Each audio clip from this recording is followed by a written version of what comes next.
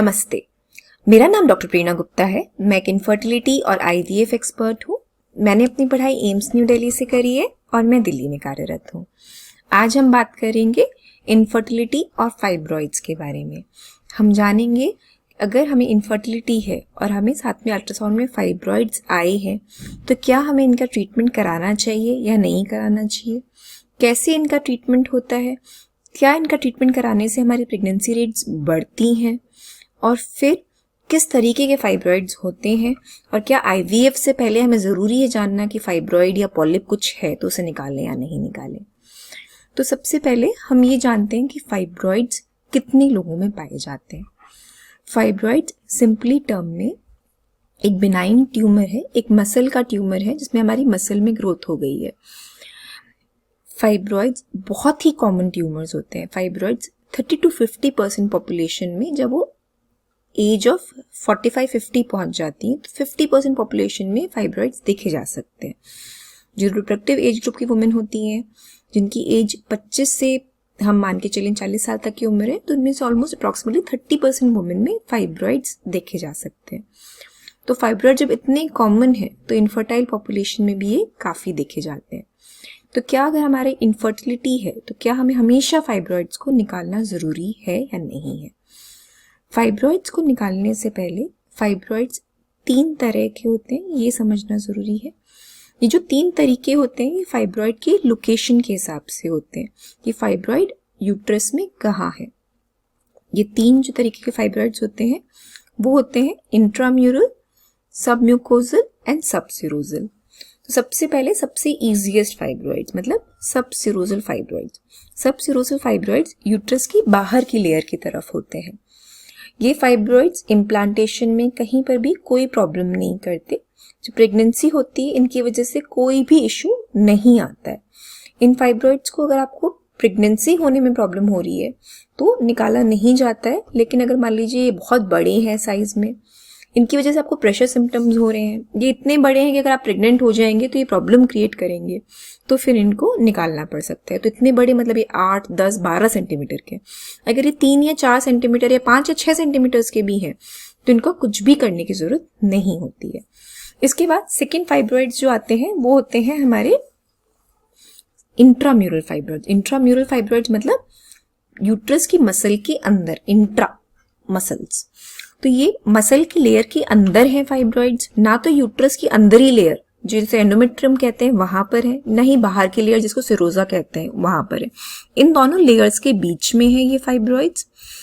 इन fibroids में basically इनका size और इनकी लोकेशन इंपॉर्टेंट होती है ये डिसाइड करने के लिए कि क्या इनको निकालने की जरूरत है या नहीं।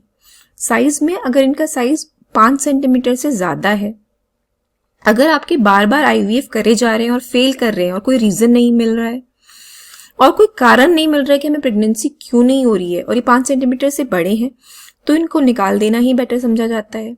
सेकेंडली, अगर आपके ये लाइनिंग के बहुत पास हैं, जो लाइनिंग की लेयर है उसको ये डेविएट कर रहे हैं, उसको डिस्टॉर्ट कर रहे हैं ये, तो फिर इनको निकालना ही बेहतर माना जाता है। उसके बाद थर्ड फाइब्रॉइड्स होते हैं सबम्यूकोजल फाइब्रॉइड्स। सबम्यूकोजल फाइब्रॉइड्स है मतलब यूट्रस के अंदर में लेयर में आ रहे हैं। ये हो सकता है कि पूरे के पूरे यूट्रस के अंदर लेयर में हो या फिर कुछ इंट्राम्यूरल हो और कुछ बाहर की तरफ यूट्रस के अंदर की तरफ यूट्रस के एंडोमेट्रियम में आ रहे हो। अगर कोई भी फाइब्रॉइड जिसका सबम्यूकोजल कंपोनेंट है मतलब वो लाइनिंग के अंदर होकर यूट्रस की कैविटी के अंदर आ रहा है तो उसको निकालना एसेंशियल है। ऐसे फाइब्रॉइड्स की वजह से यूट्रस में इन्फ्लेमेशन का एटमॉस्फेयर रहता है, इम्प्लांटेशन नहीं ठीक से होता है, जीन एक्सप्रेशन ठीक से नहीं होता, तो प्रेगनेंसी आने के चांसेस बहुत ही कम हो जाते हैं। तो अगर आपका फाइब्रॉइड है जिसका सबम्यूकोजल कंपोनेंट है या फिर वो सबम्यूकोजल है तो फिर उसे निकालना जरूरी माना जाता है।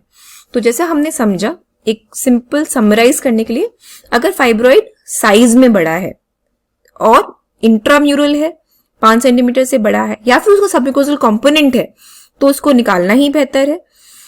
अगर फाइब्रॉइड्स बहुत सारे हैं, फाइब्रॉइड्स आपके 10, 15, 20 नंबर में हैं, वो सारे छोटे छोटे छोटे छोटे इंट्राम्यूरल हैं तो शायद इनको निकालना इतना जरूरी नहीं माना जाएगा।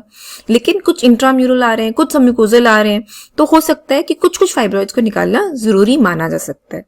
तो फाइब्रॉइड का ट्रीटमेंट उनके साइज, उनके लोकेशन और उनके नंबर के हिसाब से किया जाता है। इसके बाद फाइब्रॉइड में जो हमें ये बात जानना जरूरी है कि फाइब्रॉइड का ट्रीटमेंट मेडिकली पॉसिबल नहीं है, कोई दवाइयां नहीं है जिससे इनको घुलाया जा सकता है। कई पेशेंट जो सब को जिनका मेनोपॉज पास में आ रहा होता है उनको हम कुछ दवाइयां या फिर कुछ इंजेक्शन लगा देते हैं जिससे उनके फाइब्रॉइड छोटे हो जाते हैं, लेकिन इन दवाइयों इंजेक्शन की वजह से आप कंसीव भी नहीं कर पाते। तो जब हम फर्टिलिटी के लिए ट्रीटमेंट करते हैं तो फाइब्रॉइड्स को निकालना ही पड़ता है, मतलब सर्जरी ही करनी पड़ती है। तो सर्जरी आइदर लैप्रोस्कोपी या हिस्ट्रोस्कोपी मायोमेक्टमी ही होती है। इसमें it's a very day care surgery जो बहुत अच्छे तरीके से, अगर अच्छे तरीके से करी जाए तो आपकी एक दिन में ही छुट्टी हो जाती है, आप अगले दिन ही घर चले जाते हैं और उसके 1-1.5 महीने बाद सर्जरी की आप प्रेगनेंसी भी प्लान कर सकते हैं। तो ये तो फाइब्रॉइड्स हुए, इनके साइज की लोकेशन की वजह से हमारा ट्रीटमेंट डिसाइड हुआ। फाइब्रॉइड को कब हमें ट्रीट करना है, कब उसको छोड़ देना है, ये डिसाइड हो गया। दूसरी एक चीज होती है पॉलिप्स। पॉलिप्स हमारे पेशेंट्स में कई बार हम अल्ट्रासाउंड्स में, फॉलिकुलर मॉनिटरिंग्स में देखते हैं। तो पॉलिप जो होते हैं ये मसल के गट्ठे नहीं होते, ये होते एंडोमेट्रियल पॉलिप, मतलब एंडोमेट्रियल जो लाइनिंग है उसी का गठाव बन के पॉलिप्स बन जाते हैं। तो क्या पॉलिप्स को भी ट्रीट करना जरूरी है फर्टिलिटी ट्रीटमेंट से पहले? ये भी कई बार पेशेंट्स हमसे पूछते हैं।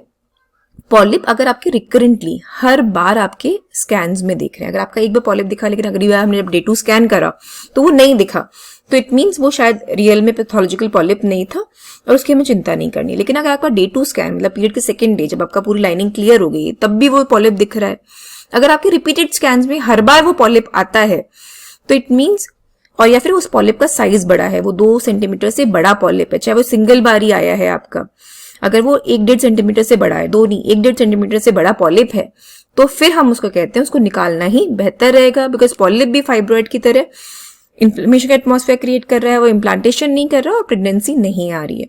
पॉलिप सर्जरी बहुत ही इजी होती है, एक हिस्ट्रोस्कोपी की तरफ से हो जाती है, ये डे केयर सर्जरी होती है, 10-15 मिनट में सर्जरी ओवर हो जाती है और सेम डे आपकी छुट्टी हो जाती है। तो अगर बार बार पॉलिप आता है तो इसको भी निकाल लेना बेहतर होता है। तो ये यूट्राइन इश्यूज हैं जिनकी वजह से इम्प्लांटेशन में प्रॉब्लम आ सकती है। तो जानना इनको कब ट्रीट करना और कब नहीं करना ये बहुत ही जरूरी है। होपफुली आपको ये इन्फॉर्मेशन इन्फॉर्मेटिव लगी होगी, आपने कुछ नया ही जाना होगा। आपके इसके बारे में कुछ सवाल हैं तो जरूर हमें फोन या ईमेल करिए और हमें कांटेक्ट करिए, और जरूर इस चैनल को like and share and subscribe करिए ताकि हमें इस चैनल को आगे बढ़ाने का मन बना रहे। Thank you.